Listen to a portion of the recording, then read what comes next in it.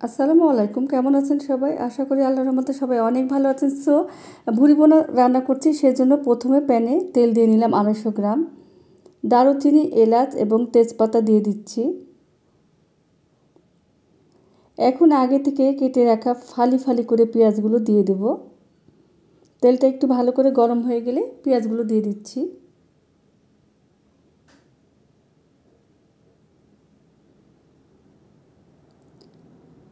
পেঁয়াজগুলোকে খুব ভালো করে নাড়াচাড়া করতে হবে।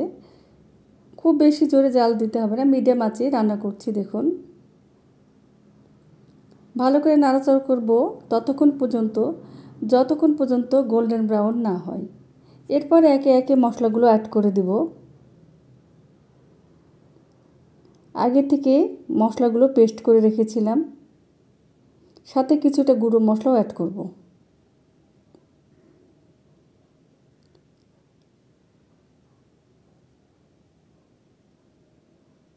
প্রথমে আমি দিয়ে নিব রসুন পেস্ট 1 টেবিল চামচ। এরপর দিব আদা পেস্ট 1 টেবিল চামচ ভরে ভরে। আসলে রান্নার মধ্যে মশলাটা খুবই গুরুত্বপূর্ণ।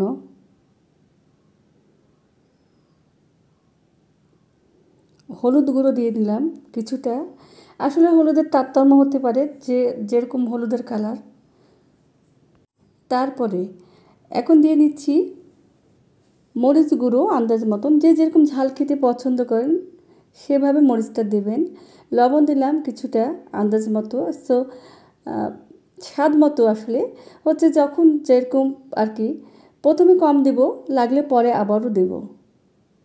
সামান্য একটু পানি দিয়ে দিচ্ছি যেন গুঁড়ো মশলাগুলো পুড়ে না যায়। ভালো করে নাড়াচাড়া করে মশলাগুলো খুব সুন্দর করে ভুনে নিতে হবে।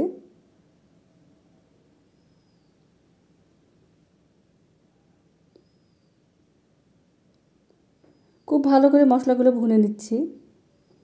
মশলাটা সুন্দর করে না ভুনলে পরে বা কষিয়ে না নিলে দেখা যাচ্ছে যে তরকারিটা বা যেই রেসিপিটা করছে ওটা খেতে অতটা সুন্দর হচ্ছে না। এখানে ভুরি ভোনা, অনেকে বলেন বট ভোনা, যাই হোক এটিও খুব সুন্দর করে মশলাটা ভালো করে ভুনে নিচ্ছে। এই জন্য এখন আগে থেকে কেটে বেছে ধুয়ে রাখা ভুরিগুলো দিয়ে দিচ্ছি। আসলে ভুরিটা পরিষ্কার করতে হয় অনেক যত্ন করে এবং অনেক সময়ের ব্যাপার। আমি পরবর্তীতে কোনো এক ভিডিওতে এটি পরিষ্কার করার ভিডিও দিয়ে দেব। অনেক সময়ের ব্যাপার ছিল, যার জন্য আমি এটি আসলে ওইভাবে দেখানো সম্ভব হয়নি, যেহেতু ভিডিওটা অনেক লং হয়ে যাবে। এখন খুব ভালো করে ভুনে নিচ্ছি। দেখুন, চমৎকার একটি স্মেল বের হচ্ছে। আমার তো ভীষণ ভালো লাগে খেতে। খুব সুন্দর করে রান্না করলে এটি খেতে আসলে অনেক মজা লাগে। অনেকেই অনেক পছন্দ করেন, অনেকে হয়তো বা পছন্দ করেন না। আসলে খাবারটা নিজের নিজের পছন্দের ব্যাপার। কেউ পছন্দ করেন, কেউ পছন্দ করেন না। আমি একটা খাবার পছন্দ করি, দেখা যাচ্ছে আরেকজন সেটি পছন্দ করেন না। আরেকজন পছন্দ করেন, সেটি আমি হয়তো বা পছন্দ করছি না। আসলে যার যার রুচি। দেখুন, ভুনা প্রায় হয়ে এসেছে। এটি যেহেতু ভুরি খাসির, বেশ সময় লাগে সিদ্ধ করতে। ধীরে ধীরে আস্তে আস্তে করে সময় নিয়ে করতে হবে, আসলে মনের মাধুরী দিয়ে। তো আমি এখানে কয়েকটি আলু দিচ্ছি, আপনারা চাইলে দিবেন, না চাইলে না দেবেন। আসলে অনেক বেশি চর্বি, যার জন্য আমি একটু আলু দিয়ে এটার সমন্বয় করার চেষ্টা করছি। আপনাদের মন চাইলে দেবেন, কেউ পছন্দ না করলে নাও দিতে পারেন, কোনো ব্যাপার না।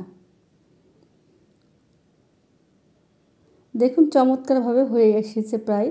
এটি আমি একটু ভালো করে ভুনে নেব, যেন এটি খেতে অনেক ভালো লাগে। আসলে না ভুনলে খাবার খেতে অনেক ভালো লাগে। দেখি কি অবস্থা। খুব সুন্দর, আবারও স্মেল বের হচ্ছে। আপনারা তো আসলে পাচ্ছেন না, আমি অনুভব করছি। তো এখানে আমি একটু জিরে পাউডার এবং গরম মশলা পাউডার দিয়ে দিলাম। জিরে পাউডার এবং গরম মশলা পাউডার যদি আগে দিতাম তাহলে স্মেলটাও বের হয়ে যেত এবং এই ভুড়ি রান্নাটাও কালো হয়ে যেত, দেখতে ভালো লাগতো না। যেহেতু এগুলো তালা আছে, পরে দিলে চলবে। আমি একটু পরেই দেই।